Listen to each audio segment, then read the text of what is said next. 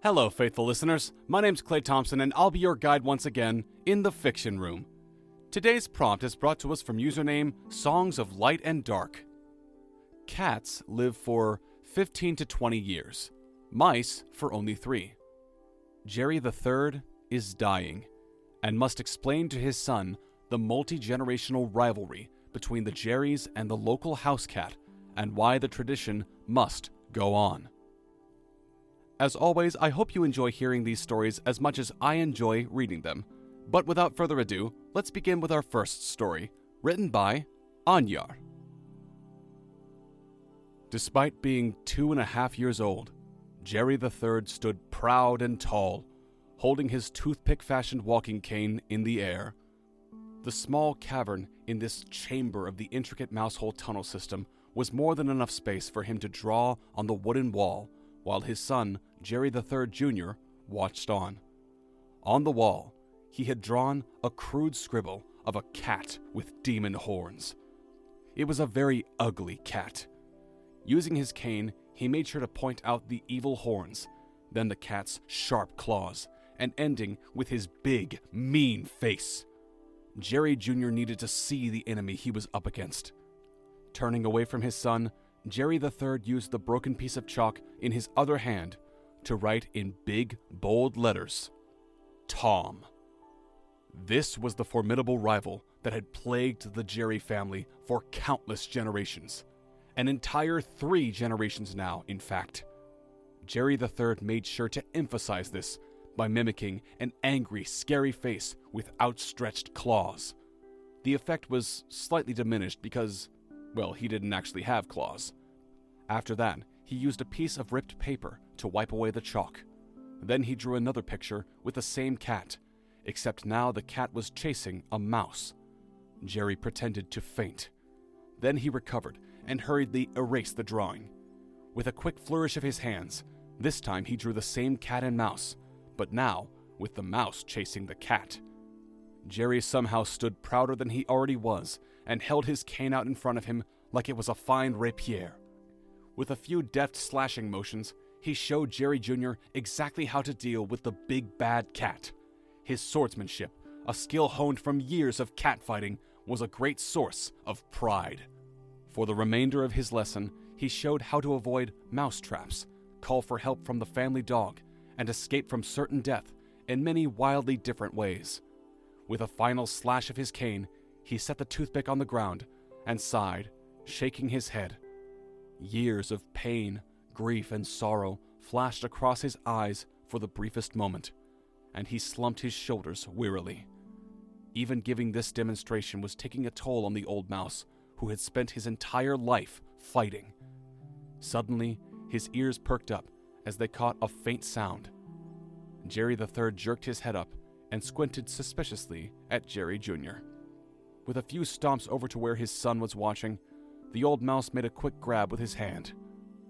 Alas, it was just as he had feared. Jerry Jr. had taped hand-drawn eyes to his face, and under his mask, he was soundly asleep. I grew up watching Tom and Jerry and a lot of those older cartoons like Dudley Do-Right and Yogi Bear, and this is a complete nostalgia trip for me, and I can completely see this happening, albeit not as dramatically as this author made this very cute and funny scene so dramatic and Shakespearean. And now let's continue with our second story, written by Penguin347.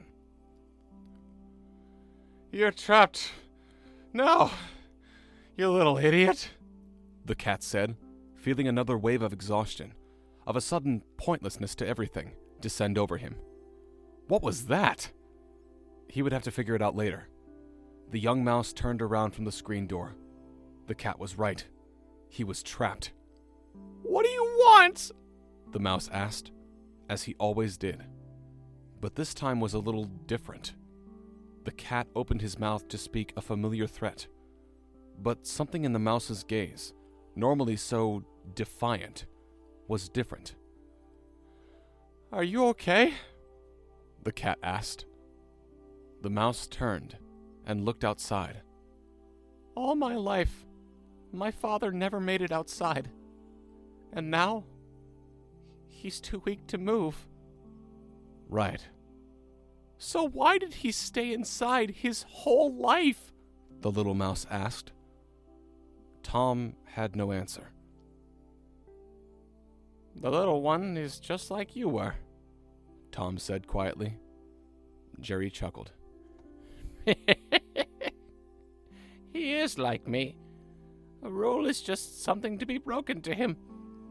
If he was on his own, he'll be outside in no time.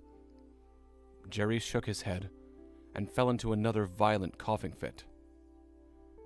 You know he can't, Tom. Tom had nothing else to say. Tom, promise me. I've done it so many times, Jerry.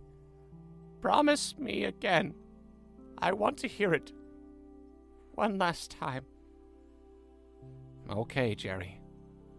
I won't let your son fall into any sort of danger.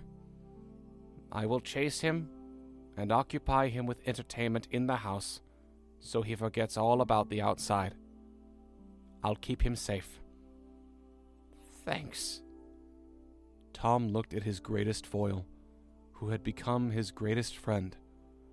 Not too long ago, the mouse had been shiny, sleek, and endlessly fidgety. Now, laying on his little bed of dust, he looked very different indeed. You never wanted to go outside, Jerry? Really? Of course I did, even knowing how unsafe it is for me, the old mouse said. But really, we had all we needed here, right? Tom said nothing again. Somewhere in that dark silence, Jerry laughed, thinking of some memory. And then he was gone. Jerry Jr. stood at the open door to the backyard, looking at the moon, as he did many nights. Tom stopped in his tracks. The little mouse looked so much like his father had. And one day, I'm going to lose him too. Tom put the thought out of his head and joined the child. It's not safe for you here. So close to the outside. Don't worry, Uncle. I won't leave. What are you looking at? Tom asked. It looks like a huge ball of cheese, doesn't it? What do you think it tastes like? Tom had never fully understood the beauty of the moon. It probably had something to do with that cheese thing, because to him it had always looked like a dumb, huge, white ball that he could never get. But tonight, it looked more lustrous than ever, like some great comfort and mystery awaited out there. I want to go there one day, Uncle Tom, Jerry Jr. said, his father's mischievous glint in his eye. Don't you? Tom looked at the moon. Then he thought of his old friend, and what he had not said in their final moments together. I'm sorry, my friend, but I have to go.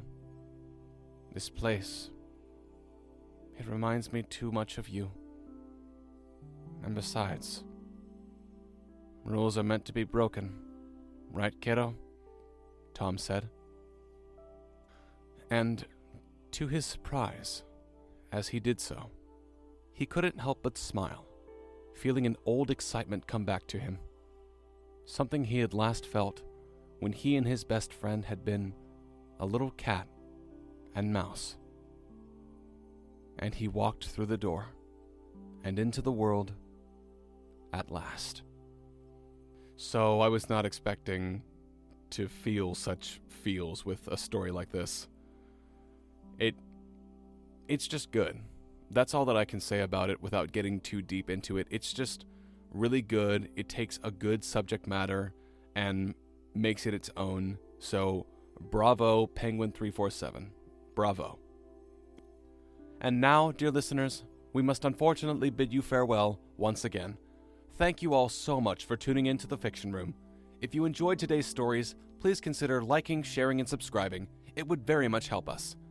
And wherever you are in the world right now, be safe, be well, and we'll see all of you next time.